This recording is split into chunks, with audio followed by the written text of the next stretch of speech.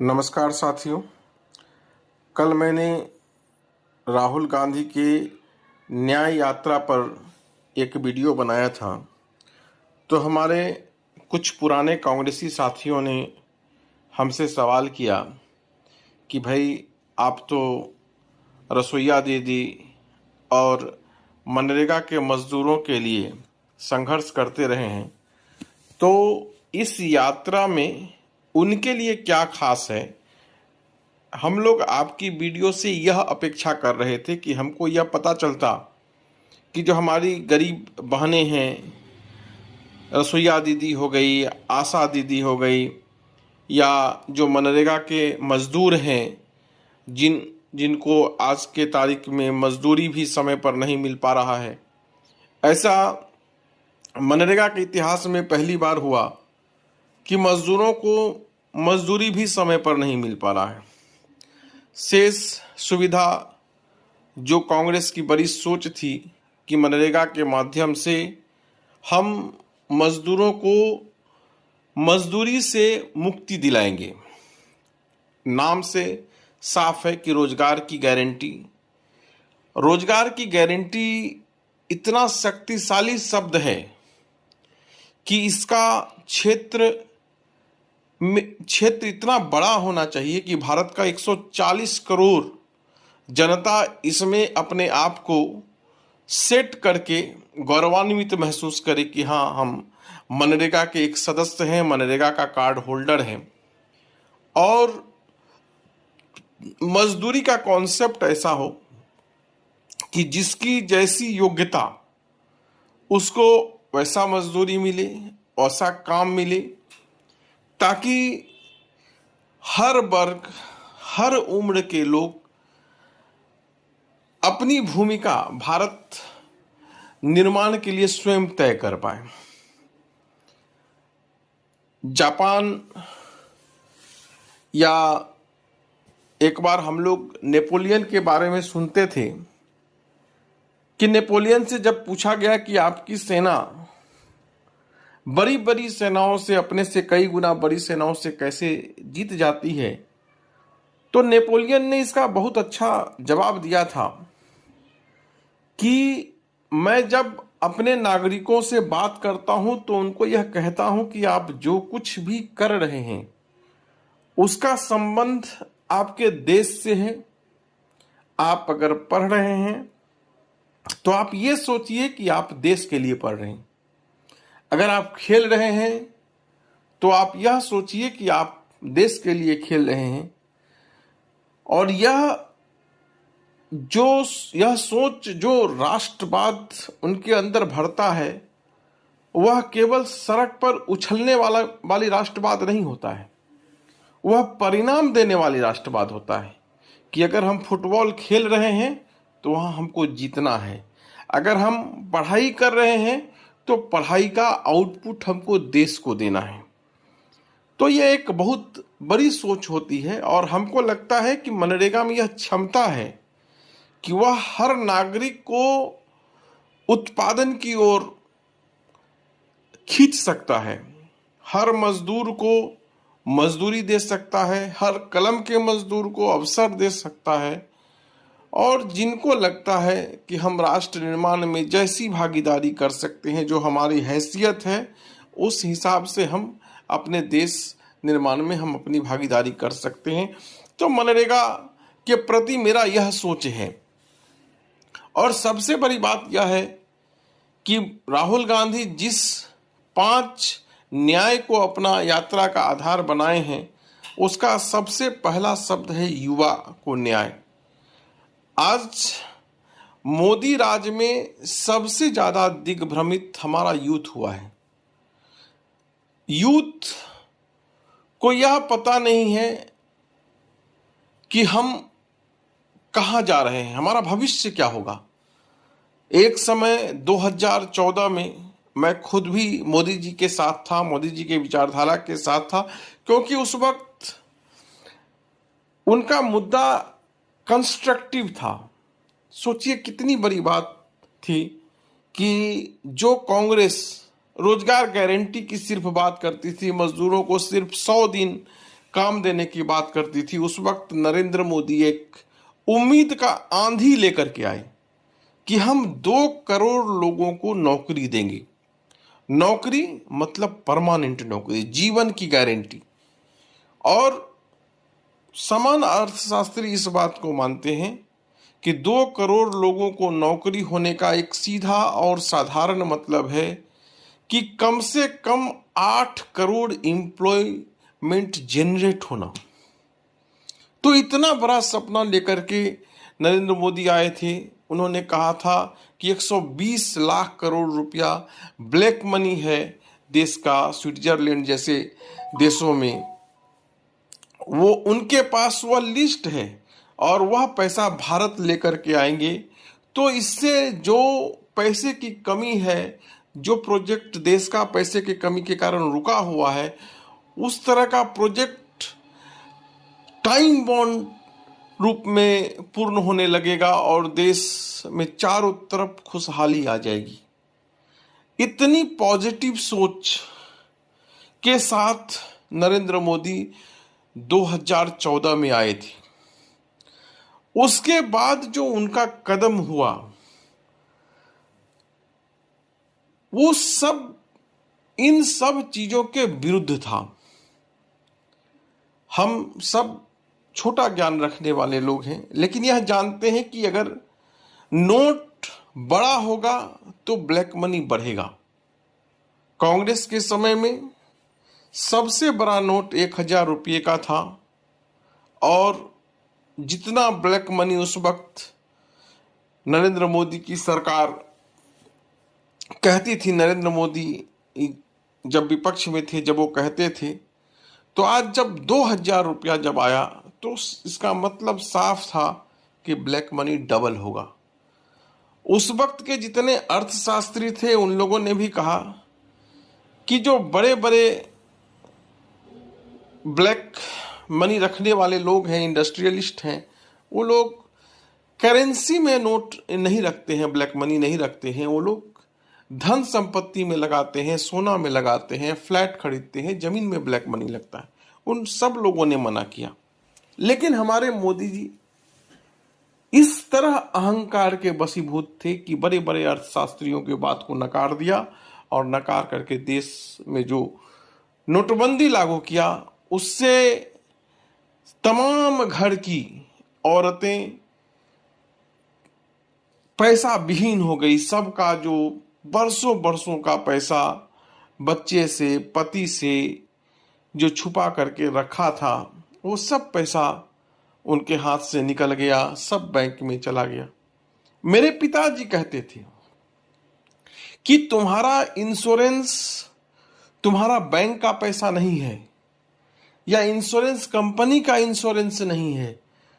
तुमको अगर कभी एक्सीडेंट होता है या कोई अचानक बड़ी बीमारी होती है तो तुम्हारा इलाज उसी पैसे से शुरू हो पाएगा जो उस वक्त घर की औरतों के पास होता है।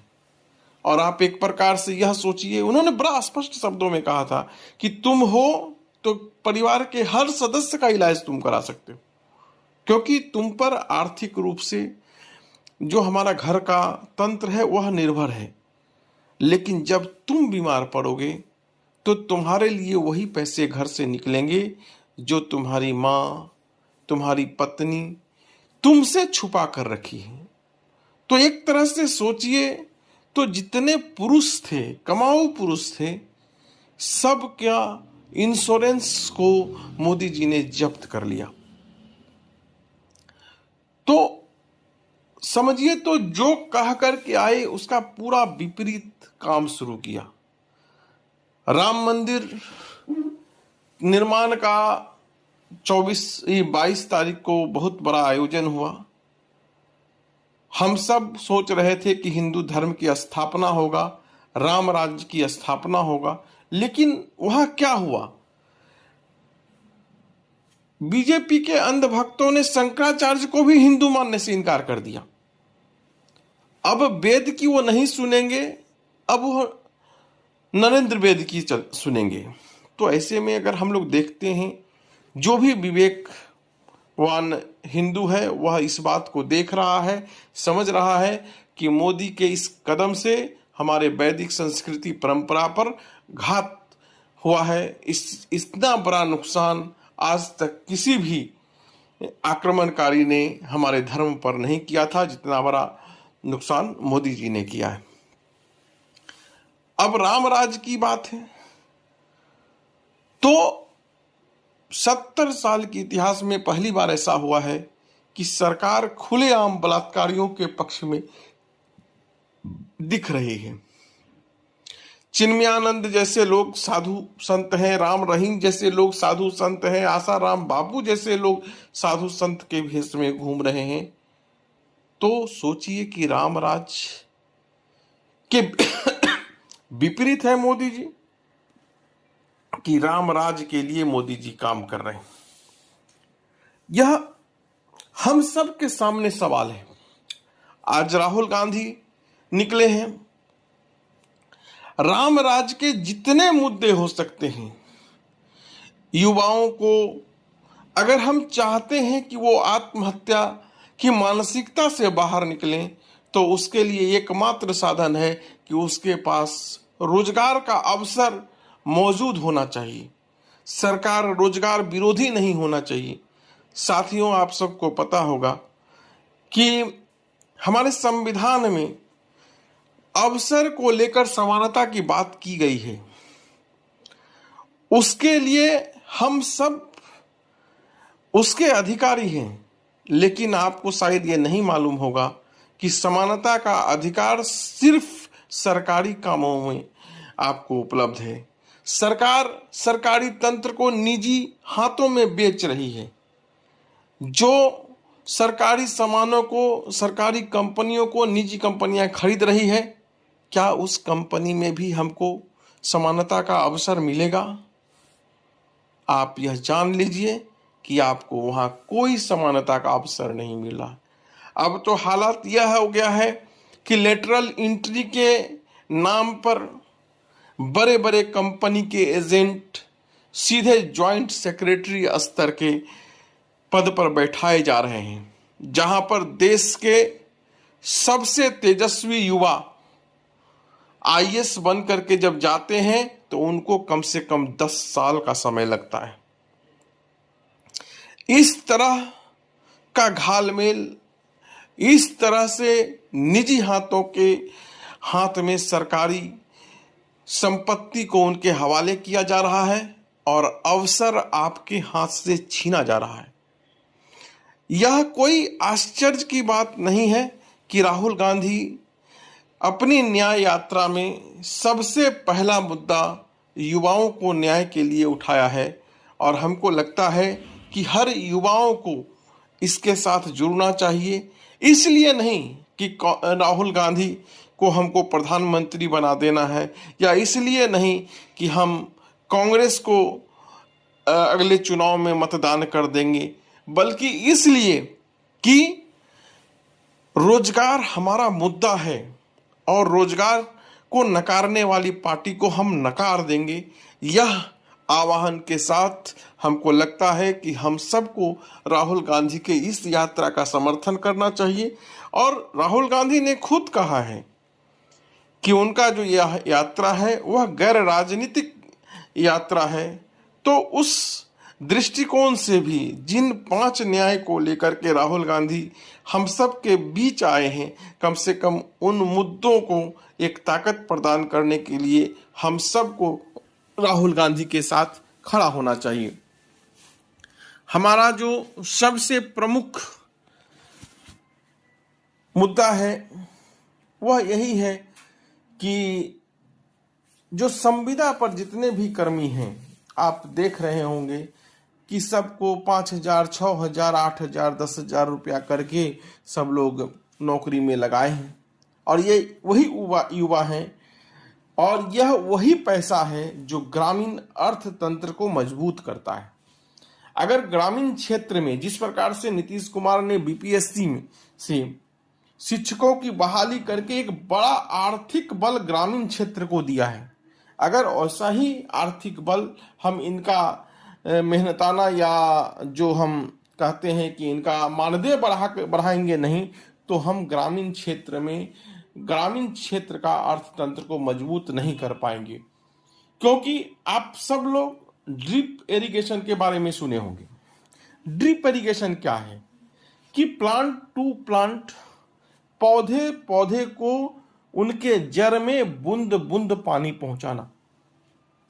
और अर्थतंत्र भी मुझे लगता है कि जो टपक सिंचाई है या जिसको हम ड्रिप इरिगेशन कहते हैं, उसी प्रकार का होना चाहिए कि हम हर नागरिक को किस माध्यम से कैसे पैसा पहुंचा रहे हैं उनके जरूरत तक। अगर हम पैसा उनके जरूरत तक नहीं पहुंचा पा रहे हैं तो आप यह समझ लीजिए कि हमारा एक अंग ऐसा है जहां पर कि हम खून नहीं पहुंचा पा रहे हैं। ऐसे में वह अंग हमारा लकवाग्रस्त हो जाएगा, शरीर हमारा कमजोर हो जाएगा, और वह जो छोटा सा अंग है जहां हम खून का सप्लाई नहीं कर पा रहे हैं, या देश का वह भाग, देश का वह आदमी जिसके घर तक हम सरकारी व्यवस्था से या किसी भी व्यवस्था से अगर हम उसको आर्थिक रूप से स्वावलंबी नहीं बना पा रहे हैं, सशक्त नहीं बना पा रहे हैं, तो वह व्यक्ति इस देश का एक कमजोर कड़ी होगा और जो देश के लिए बहुत घातक होगा। इसमें हमारी रसोईया दीदी हैं, रसोईया दीदी, आशा दीदी, ये सब को अगर हम आर्थिक रूप से मजबूत करते हैं तो देश को आने वाले समय में जिस प्रकार का मानव श्रम बल का जरूरत है, जिस प्रकार के युवाओं का कौशल का जरूरत है, जैसा हम युवा के बारे में सोचते हैं कि उनको स्किल होना चाहिए, तो वो स्किल कहाँ से आएगा, उसका खर्चा कौन देगा, और किनके बच्चे को इस स्किल की जरूरत है। तो निश्चित रूप से वो हमारी रसोईया दीदी है, वो हमारी आशा दीदी हैं, या जो कम पैसे में काम कर रहे हैं, चाहे मनरेगा के मजदूर हैं। जब तक हम इनके आर्थिक तंत्र को नहीं मजबूत कर पा रहे हैं तब तक हमारा देश मजबूत नहीं होगा। आप सबको जानकर आश्चर्य होगा कि मनरेगा एक ऐसा योजना है या ऐसा कानून है जिससे देश का 90% जनता, नागरिक उससे सीधा या किसी अन्य माध्यम से जुड़ा हुआ है। इसलिए मैं अपने प्यारी रसोईया दीदी, आशा दीदी और संविदा वर्कर जो लोग काम कर रहे हैं उन सब से आग्रह है कि राहुल गांधी के द्वारा उठाए गए मुद्दे को शक्ति प्रदान करने के लिए आप सब घर से निकलिए। जो जहां हैं, जैसे हैं, राहुल गांधी के हाथ को मजबूत कीजिए ताकि कोई भी सरकार बने, किसी की सरकार बने, कोई भी विचारधारा की सरकार बने, तो वह आपके रोजगार के बारे में जरूर सोचे। कोई भी सरकार बने तो वह किसानों के बारे में जरूर सोचे। कोई भी सरकार बने तो स्त्री सम्मान के बारे में जरूर सोचे। और अंत में जो सबसे महत्वपूर्ण है कि जिसकी जिसकी संख्या भारी उसकी उतनी भागीदारी। यह हर वर्ग को भारत के साथ उम्मीद के साथ जुड़ने के लिए प्रोत्साहित करेगा। और मुझे लगता है कि हम सब अगर राहुल गांधी के मुद्दे को अगर मजबूत करेंगे तो चाहे कोई भी दल हो देश का, वह हमारे भविष्य के साथ खिलवाड़ नहीं करेगा और हमारा देश दिनों दिन विकसित होता जाएगा। याद रखिएगा साथियों, दुनिया का कोई भी ऐसा देश विकसित देश नहीं है जो कि सर्वसमावेशी नहीं है, जो सर्व धर्म सभी विचारधारा को अपने यहाँ पनपने नहीं दे रहा है। अगर आपके पास विचार की स्वतंत्रता नहीं होगी तो आप कोई मौलिक खोज नहीं कर पाएंगे। आपका देश कभी अपने आवश्यकताओं के अनुसार विकसित नहीं होगा। इसलिए मैं कहता हूं कि राहुल गांधी का साथ दीजिए ताकि हम सब आने वाले समय में मुद्दों की ओर सभी राजनीतिक दलों को खींच पाएं, क्योंकि हम जिस दुर्गति में हैं उसी दुर्गति में देश का आने वाला नौलिहाल, आने वाला भविष्य न रहे, इसके लिए हमको राहुल गांधी का साथ देना है। इतना ही कह करके आज की वीडियो को मैं विराम देता हूं। जय हिंद, जय भारत।